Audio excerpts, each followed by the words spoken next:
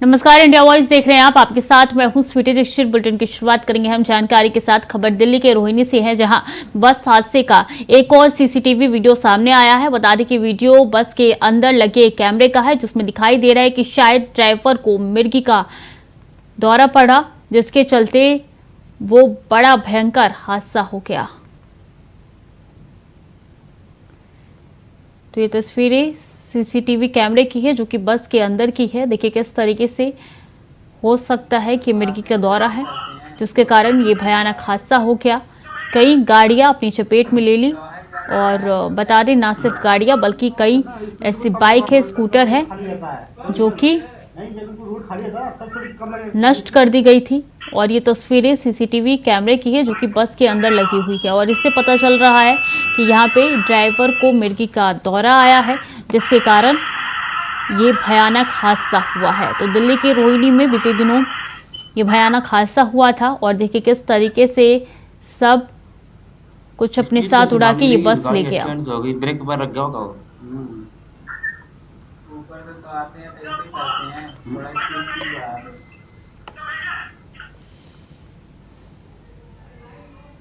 झारखंड में माइंस घोटाले और अवैध जमीन के कारोबार में लिप्त अधिकारियों के साथ साथ दलालों और राजनेताओं को लेकर ईडी की जांच आने वाले समय में और तेज हो सकती है। ईडी के खिलाफ जेल से साजिश रचने के मामले में ईडी ने जेल के 3 अधिकारियों से पूछताछ खत्म कर ली है। सूत्रों से मिली जानकारी के अनुसार तीनों अधिकारियों ने जांच को भटकाने की कोशिश की है। तीसरे दिन रांची जेल के सुप्रिंटेंडेंट हामिद अख्तर जांच की दिशा भटकाने की कोशिश कर रही हैं। जेल में छापे के बाद ईडी को इससे जुड़े हुए कुछ साक्ष्य मिले थे, उस पर उन्होंने अनिभक्ता जाहिर की है। ईडी ने उनसे जेल में ईडी के खिलाफ रची जा रही साजिश के बारे में पूछा है, लेकिन जिस तरीके से मामले को उलझाकर जांच की दिशा बदलने को लेकर जवाब दिया गया है, उससे आशंका है कि ईडी अभी और तीनों से पूछताछ कर सकती है। राकेश कुमार स्टेट हेड सीधे रांची से हमारे साथ जुड़ चुके हैं। राकेश जी, ये मामला कितना आगे बढ़ रहा है, क्या सबूत इकट्ठा हुए हैं, क्या अपडेट है आपके पास? देखिए, जिस तरीके से ईडी की कार्रवाई चल रही है उससे साफ साफ लग रहा है कि जब जेल के अधिकारियों से बातचीत की गई तब वो कहीं न कहीं जांच के जो लाइन है उसको भटकाने की कोशिश की, और जिसका जवाब ईडी चाहती थी उसे पूरा नहीं मिल पा रहा था। और ऐसे में अब एक बार फिर से हो सकता है कि पूछताछ की जाएगी, लेकिन फिलहाल की बात की जाए तो कहीं न कहीं जांच को लेकर उसको लेकर चर्चा चल रही थी कि आखिर किस तरीके से इस जांच में कौन कौन लोग शामिल है और किस तरीके से आगे बात करेगी। लेकिन फिलहाल 3 दिनों की जांच के बाद से जो सुराग मिले हैं उसमें ये जो चल पाया है कि वहाँ सीसीटीवी के फुटेज थे, और इसके आधार पे कौन कौन लोग के साथ मिल रहे थे, मोबाइल फोन किनके साथ बातचीत की गई थी, कितनी संलिप्तता रही है इन लोगों की। और साथ साथ ये भी माना जा रहा है कि आने वाले समय में कौन कौन से हैं जिनसे पूछताछ की जा सकती है। तो साफ तौर पर लगता है कि ईडी की कार्रवाई 3 दिनों तक चली है। जांच के दौरान कई सामने आई, उसके आधार पे पूछताछ हुई है। हालांकि पूछताछ के क्रम में सभी लोगों ने जेल के पदाधिकारी से मामले को दूसरी तरफ तुल देने की कोशिश की है। इसको लेकर संशय की फिलहाल बनी हुई है, लेकिन आने वाले समय में जांच का दायरा बढ़ाया जा सकता है। जी, तो ये बताइए, अब तक कितने घंटों तक की पूछताछ हुई है, और कुछ ऐसे सबूत मिले हैं जिनपे राजनेता जिनके नाम निकल के सामने आ रहे हैं उन पे शिकंजा कसने के लिए काफी हो? देखिए, जिस तरीके से जेल के अंदर से जेल मैनुअल का उल्लंघन किया गया, यानी कि 2 कैदी किस तरीके से आपस में मिल रहे हैं, बातचीत कर रहे हैं, और वहां के अधिकारियों के फोन से गवाहों को कहीं न कहीं धमकाने की बात कही गई, उनको मैनेज करने की बात कही गई थी। और साथ साथ ये भी कहा गया था कि नक्सली संगठनों के साथ साठगांठ करने की बात कही गई थी। तो इसको लेकर जेल में जो मोबाइल फोन जब्त किए गए थे उसके आधार पे बातचीत की गई थी। वहां पे नंबरों को मेल कराया गया था कि आखिर ये किनके नंबर हैं, और साथ साथ सीसीटीवी के फुटेज जो आए थे उसको लेकर बातचीत की गई थी कि आखिर सीसीटीवी फुटेज में जो लोग पहुंचे हैं उनके साथ साथ कौन कौन से अधिकारी और खास करके कौन कौन से लोग बातचीत कर रहे थे। इन सारी चीजों को लेकर मंथन जरूर चल रहा था कि आखिर किस तरीके से इस दिशा में बातचीत की जाएगी। तो अभी जो सुराग मिले हैं उसके आधार पे हो सकता है कि छुट्टियों का वक्त जब खत्म होगा तो अगले हफ्ते हो सकता है कि फिर से एक बार बड़ी कार्रवाई देखने को मिल सकती है। कुल कितने ऐसे अधिकारी हैं जो कि रडार पर चल रहे हैं? सिर्फ अधिकारी की बात हो रही है?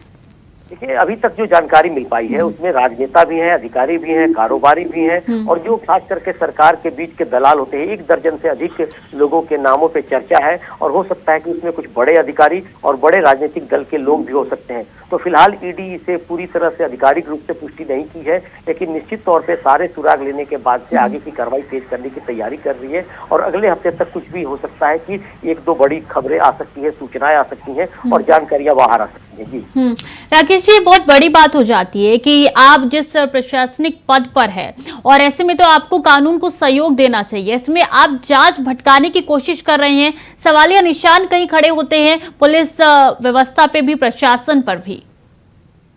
देखिए, यही तो बड़ा सवाल है, खास करके जिस तरीके से आईएएस अधिकारियों की एक लॉबी काम कर रही थी। 2 बड़े आईएएस अधिकारी जो महत्वपूर्ण पद पे रह चुके हैं, पूजा सिंघल और छवि रंजन, ये दोनों आईएएस अधिकारी फिलहाल इसी सारे मामलों में जेल के अंदर हैं और उनसे भी पूछताछ हो रही है। प्रेम प्रकाश बड़ा नाम आया है, अमित अग्रवाल का नाम आया है, इसके साथ साथ पंकज मिश्रा का नाम आया है जो एक राजनीतिक दल से जुड़े हुए हैं। तो इन सारे लोगों के बड़े नाम आते हैं। इसके साथ साथ कई कारोबारी, कई अधिकारी और बाकी लोग जेल के अंदर ईडी के गिरफ्त में नजर आ रहे हैं। उनसे लगातार बातचीत हो रही है, पूछताछ भी हुई है कई बार और जिस तरीके से जो सुराग मिले हैं उसमें और नामों पे भी चर्चा हो सकती है। तो कहीं ना कहीं एक बड़ी साठगांठ, बड़ी साजिश की बू आ रही है। तो हो सकता है कि ईडी आने वाले समय में इसका खुलासा कर पाएगी। जी आप कह भी रहे हैं कि आने वाले दिनों में कई नाम भी इसमें निकल के सामने आ सकते हैं। बहुत बहुत शुक्रिया आपका तमाम जानकारियों के लिए राकेश जी। खबरों में आगे बढ़ेंगे। रामपुर से बड़ी खबर है। रामपुर पब्लिक स्कूल खाली करने पहुंची है प्रशासन की टीम। भारी पुलिस बल भी मौके पर तैनात है। रामपुर पब्लिक स्कूल की बिल्डिंग में चल रहा है सपा कार्यालय। नोटिस के 8वें दिन प्रशासन कर रहा है स्कूल को खाली। तो खाली करने की जद्दोजहद में प्रशासन अब नजर आ रही है। रामपुर पब्लिक स्कूल को चूंकि पहले खाली करने का नोटिस दे दिया गया था और ऐसे में देखिए अभिभावकों द्वारा प्रदर्शन भी किया गया था। भारी पुलिस बल अभी तैनात है। अब खाली कराने के लिए प्रशासन की टीम पहुंची है। ये तस्वीरें आप तक पहुंचा रहे हैं जहां प्रशासन की टीम पहुंच चुकी है खाली करवाने के लिए। तो भारी पुलिस बल भी मौके पर तैनात है। सुरेश दिवाकर ज्यादा जानकारी के साथ जुड़ चुके हैं। सुरेश, क्या चल रहा है मौके पर? देखिए, बिल्कुल सपा शासनकाल में आजम खान के द्वारा जौहर यूनिवर्सिटी के नाम ये रामपुर पब्लिक स्कूल की जो बिल्डिंग थी उसको 100 रुपए प्रति सालाने के हिसाब से 90 जो साल थे उनके लिए आजम खान के द्वारा लीज पर लिया गया था। आजम खान को उसमें कुछ शिकायतें दी गई थी जिसका जो उल्लंघन आजम खान को उसमें जो नियम शर्तें थी उसको फॉलो नहीं किया गया और जब उसको फॉलो नहीं किया गया तो भाजपा नेता आकाश सक्सेना जो रामपुर सीट से इस समय विधायक हैं उन्होंने इसकी शिकायत की।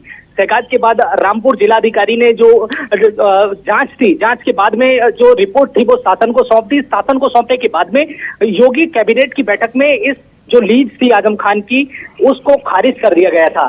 तो आप समझ लीजिएगा आजम खान के द्वारा जो कर्तव्य किए गए थे कहा जाए तो, और इसी बिल्डिंग में आरपीएस की बिल्डिंग में ही आजम खान का सपा का कार्यालय भी चल रहा है। बहरहाल 7 दिन का जब आजम खान को समय दिया गया, 7 दिन बीत जाने के बाद आज 8वां दिन है और 8वें दिन के बाद आज डीआईओएस सहित रामपुर के जो उप जिलाधिकारी है, जो जिलाधिकारी के द्वारा टीम गठित की गई है, वो टीम यहाँ पहुंची है और अब भारी पुलिस फोर्स की निगरानी में आरपीएस को खाली किया जा रहा है। इतना ही नहीं, आजम खान का जो सपा का कार्यालय है उसको भी खाली करने की कवायद चलेगी। बहरहाल अभी जो आरपीएस की बिल्डिंग है उसको भारी पुलिस की मौजूदगी में खाली किया जा रहा है। तो कहीं ना कहीं माना जाए कि आजम खान को जो है वो लगातार झटका मिला है। आजम खान इस समय बहरहाल अपने बेटे और बताइए, जो 7 दिन का वक्त दिया गया था उसमें खाली नहीं किया गया था जिसके बाद से प्रशासन की टीम 8वें दिन पहुंची। स्कूल प्रशासन है, स्कूल प्रशासन जो शासनिक लोग जब रामपुर पब्लिक स्कूल के अंदर पहुंचे थे तो जो स्कूल के बच्चों के अभिभावक थे उन्होंने कहा था कि सर अभी इन बच्चों का जो सत्र है वो पूरा कर लिया जाए, उसके बाद ही आरपीएस की बिल्डिंग को खाली किया जाए। तो 7 दिन बीते लेकिन रामपुर पब्लिक स्कूल खाली नहीं किया गया। कुछ सामान को जरूर यहाँ से दूसरी जगह शिफ्ट किया गया था, लेकिन देखा जाए 7 दिन बीत गए उसके बाद भी जब नोटिस का 7 दिन पूरे होने के बाद खाली नहीं की गई तो अब पुलिस प्रशासन की मौजूदगी में और जो टीम थी और टीम के जो अधिकारी हैं वो साथ में मौके पे पहुंचे हैं और अंदर जो खाली करने की कार्रवाई है वो अभी चल रही है। जो गलत है उसका साथ तो कोई नहीं देख सकता, लेकिन दूसरी तरफ सुरेश देखिए ये बड़ा सवाल है कि बच्चों के भविष्य का क्या होगा जिसकी चिंता लगातार उनके अभिभावक भी जाहिर कर रहे हैं। बिल्कुल, देखिए जाहिर तौर पे जब जिस तरह से बच्चों के भविष्य की बात की जाए तो भाजपा नेता आकाश सक्सेना भी कह रहे थे कि ये बच्चों का भविष्य हम खराब होने नहीं देंगे, बच्चों का भविष्य के बारे में हम सोचेंगे, बच्चों को हम पढ़ाएंगे। लेकिन अब यहाँ बड़ी बात यह है कि जो जिस तरह से अब कार्रवाई हो रही है और आरपीएस की बिल्डिंग को खाली किया जा रहा है, अभी सत्र भी बच्चों का पूरा नहीं हो पाया है, तो कहीं ना कहीं बच्चों की भी जो पढ़ाई है वो संकट में पड़ सकती है, ऐसा माना जा रहा है। लेकिन अब जिलाधिकारी के द्वारा भी कहा जा रहा है कि इन बच्चों को किसी और जगह शिफ्ट किया जाएगा और इनका सत्र पूरा कराया जाएगा। आरपीएस की बिल्डिंग जो है वो पूरे उसी में सपा का कार्यालय चल रहा है और इस पूरे कार्रवाई जो चल रही है कहीं ना कहीं तो आजम खान को बहुत बड़ा झटका लग रहा है ये। और आजम खान इस समय अपने बेटे के साथ और अपनी पत्नी के साथ सलाखों के अंदर आजम खान को बड़ा झटका तो लगा ही है, लेकिन सवाल यहाँ पे बच्चों के भविष्य का है।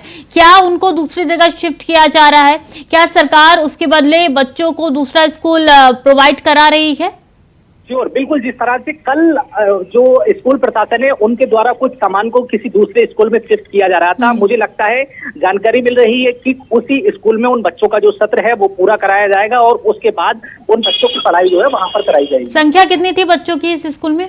देखिए लगभग संख्या की तो कुछ कुल मिलाकर जानकारी नहीं मिल सकी, लेकिन जहां तक है कि 2 से 3 हजार बच्चे इस स्कूल में पढ़ते हैं और स्कूल की फीस भी काफी कम बताई जाती है। जिस तरह से आजम खान कहा करते थे कि रामपुर में कोई स्कूल ऐसा नहीं है, हम बच्चों के हाथ में कलम देते हैं और कम फीस में बच्चों को पढ़ाते हैं, कम फीस में शिक्षा दिलाते हैं। हमने यानी कि काफी ज्यादा संख्या थी। भविष्य पे कई सवाल खड़े हो रहे हैं कि आखिर बच्चों के भविष्य का क्या होगा। बहुत बहुत शुक्रिया सुरेश आपका तमाम जानकारी के लिए।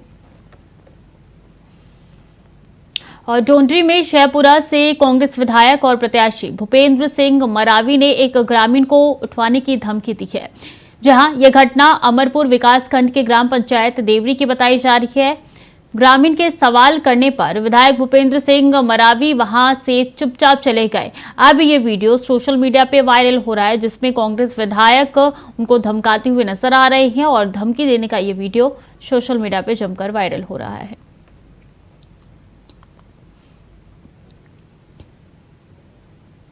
अलीगढ़ मुस्लिम यूनिवर्सिटी की छात्रा समेत 2 युवतियों ने नशे की हालत में अलीगढ़ के पुराने शहर स्थित ऊपरकोट कोतवाली के अति संवेदनशील इलाके फूल चौक से अब्दुल करीम चौराहे तक हाई वोल्टेज ड्रामा किया। युवतियों पर आरोप है कि दोनों ने धार्मिक और फिलिस्तीन समर्थक नारेबाजी कर बखेड़ा खड़ा कर दिया। युवतियों से परेशान होकर मार्केट के व्यापारियों और राहगीरों ने पुलिस को इन्फॉर्म कर दिया। सूचना पर इलाका पुलिस महिला पुलिस फोर्स के साथ मौके पर पहुंच गई, जहां से जद्दोजहद करते हुए बमुश्किल दोनों युवतियों को कोतवाली लाया गया। वहां भी पुलिस कर्मियों के साथ अभद्रता की गई। उन्होंने दरोगा की वर्दी खींची, ब्रोच तोड़ दिया।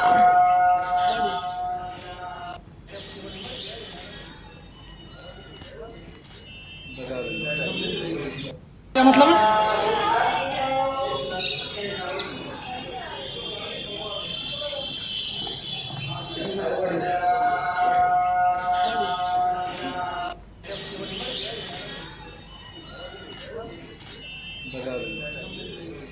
क्या मतलब है?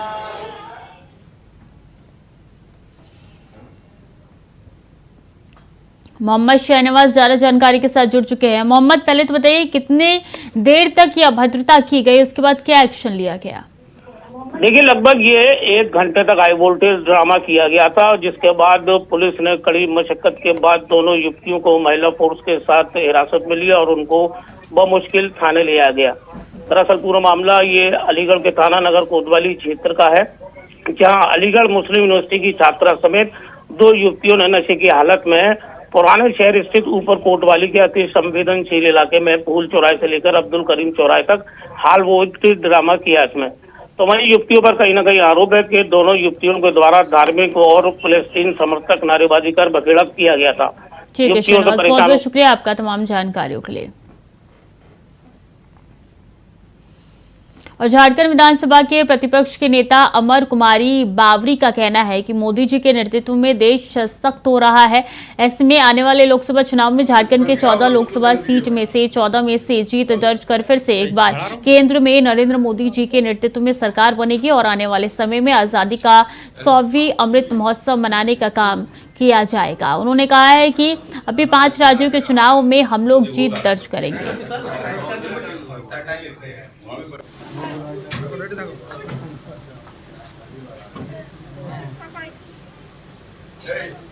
सर्किट हाउस तो देने दीजिए भाई। खड़ा रहो।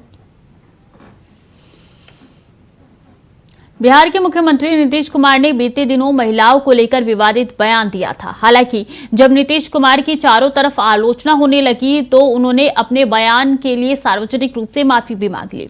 नीतीश कुमार की माफी मांगने के बाद ये विवाद शांत होने का नाम नहीं ले रहा है, क्योंकि गुरुवार को बिहार विधानसभा में खूब बहसबाजी हुई, जिसमें नीतीश कुमार ने जीतन राम मांझी पर भी हमला किया। जिसके बाद नीतीश कुमार के बयान को लेकर बीजेपी ने सख्त रुख अपनाया है। बिहार विधानसभा के गेट की सीढ़ियों पर एनडीए दल के विधायकों द्वारा विरोध प्रदर्शन किया जा रहा है। इस विरोध प्रदर्शन में अब जीतन राम मांझी भी शामिल हो गए हैं।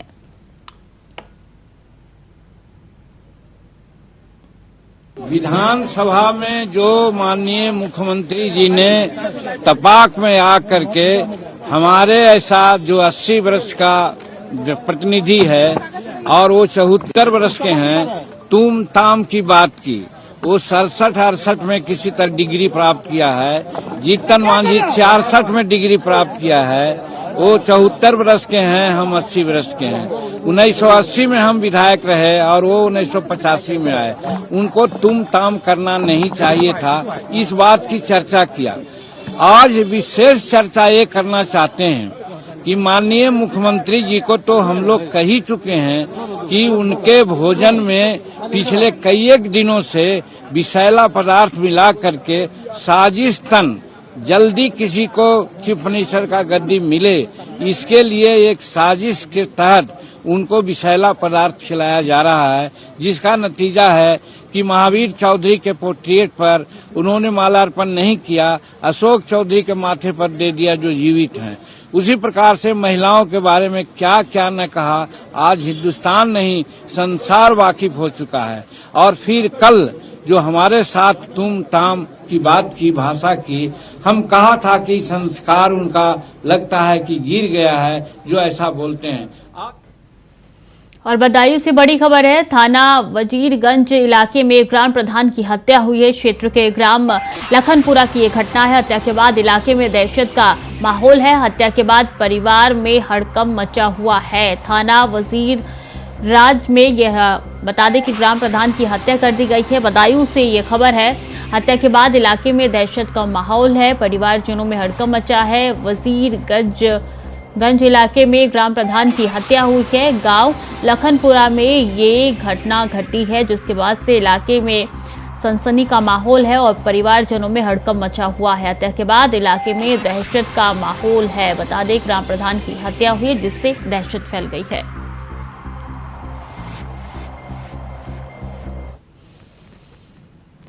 और डिंडोरी बजाग में निर्दलीय प्रत्याशी सुदेश परस्ते और कांग्रेस प्रत्याशी ओमकार सिंह मरकाम के समर्थकों में झड़प हो गई, जिसकी वजह से पुलिस को लाठीचार्ज करनी पड़ी। डिंडोरी विधानसभा क्षेत्र बजाग के गांधी चौक में कांग्रेस पार्टी का कार्यक्रम चल रहा था, जिसके बाद एक रैली निकाली गई। वहीं बजाग के ही पंचायत भवन के स्कूल ग्राउंड के पास सुदेश परस्ते निर्दलीय प्रत्याशी की सभा का कार्यक्रम था। कांग्रेस समर्थक निर्दलीय प्रत्याशी के मंच पर आए और प्रत्याशियों के समर्थक आपस में भिड़ गए, जिसके बाद से पुलिस को लाठीचार्ज करनी पड़ी।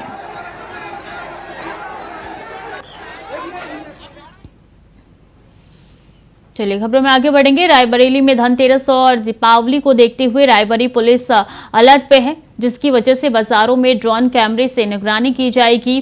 साथ ही सिविल ड्रेस में भी पुलिसकर्मी बाजारों में तैनात है। सुरक्षा के लिए बाजारों में पुलिस 24 घंटे तैनात रहेगी। वहीं कई जगहों पर ट्रैफिक को डाइवर्ट किया गया। दिवाली पर पुलिस अलर्ट मोड पर अब नजर आ रही है।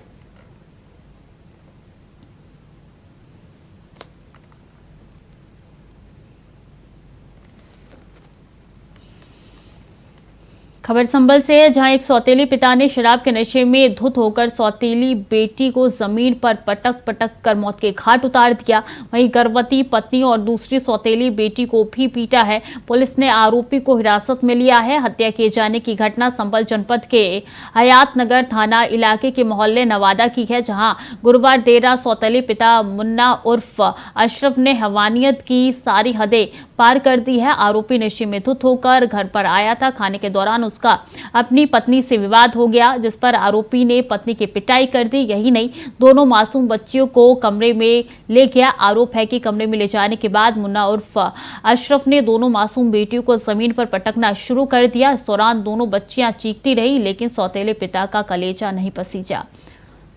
संभल में सौतेले पिता की करतूत से इलाके में हड़कंप मच गया है।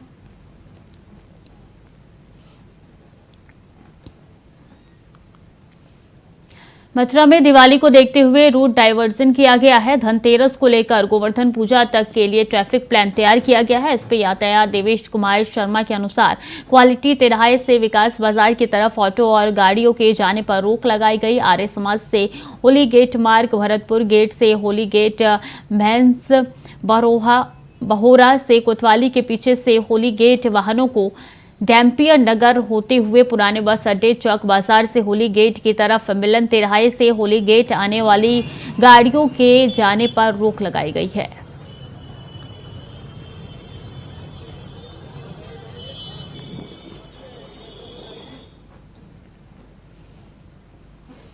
दिवाली पर शुभ खरीदारी जारी है। दिल्ली हो या नोएडा, हर बाजार में मानो त्योहार की चांदनी सी बिखरी हुई है। खासतौर से बर्तन बाजार में नए नए ट्रेंड्स देखने को मिल रही हैं। यही नहीं, नोएडा और दिल्ली के लोकल मार्केट्स तो बड़े बड़े मॉल्स को टक्कर देते दिख रही हैं। बेशक इस दिवाली पर लोकल सामानों की खरीदारी स्वदेशी अलग जगाती दिख रही है। दो तस्वीरें आपकी टीवी स्क्रीन पर नजर आ रही है। इसमें साफ तौर पर नजर आ रहा है किस तरीके से बाजारों में रौनक दिखाई दे रही है।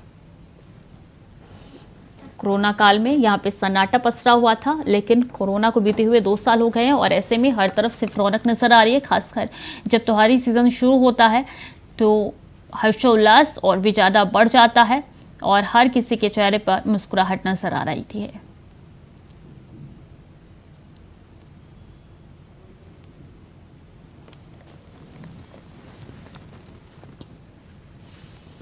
फिलहाल के लिए बुलेटिन में इतना ही। खबरें लगातार जारी है, देखते रहिए इंडिया वॉइस।